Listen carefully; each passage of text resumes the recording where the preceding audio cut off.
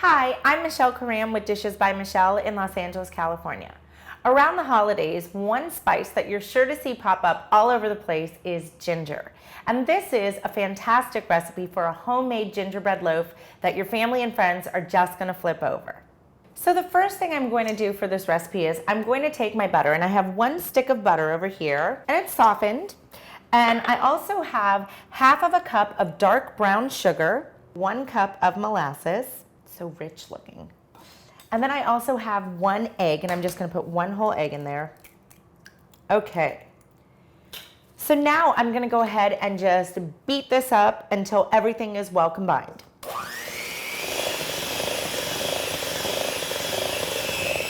All right, great. So now everything is combined well in there.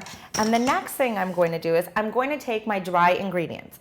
And I have 1 3/4 cups of all-purpose flour. I have 2 tablespoons of cinnamon, 1 tablespoon of ground ginger, half a teaspoon of ground cloves, and I also have 1 tablespoon of baking soda over here with half a teaspoon of salt in there. So now that I have all of my dry ingredients in here, I'm just gonna turn this and we're gonna sift. And as you can see, it falls down through and it's pretty light and it combines all of your dry ingredients together.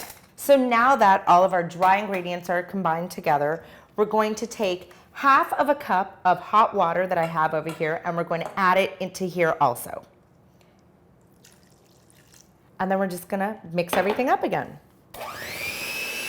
And start on a low speed so that once you do start combining, your flour and everything doesn't go whoosh all over the place. So now I've got all of my ingredients well combined, and I've got this great batter that I'm going to take and I'm going to pour into these cute little gingerbread loaf guys that are oven safe that I found, which I thought were so appropriate for our gingerbread loaf. So I'm gonna go ahead and spray it with a little bit of nonstick spray. And you could butter yours if you wanted to, just lightly butter it. I'm just using nonstick spray because it's easy for me.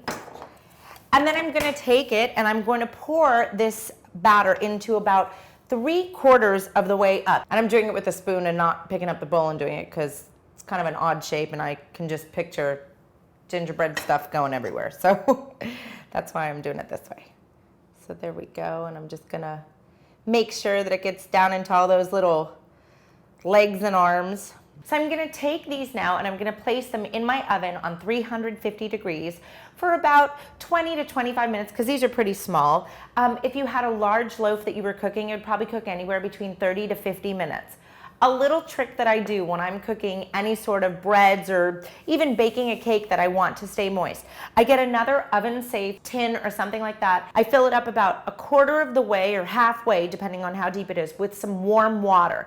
And that actually will create some water vapor inside of your oven so that your breads stay moist and they don't dry out too much. So it kind of makes your own little steam oven in there. So I've gone ahead and taken my gingerbread guys out of the oven, and I've just piped a little bit of icing, and I put 3 little red hots in there in place of buttons, and they are just as cute as can be.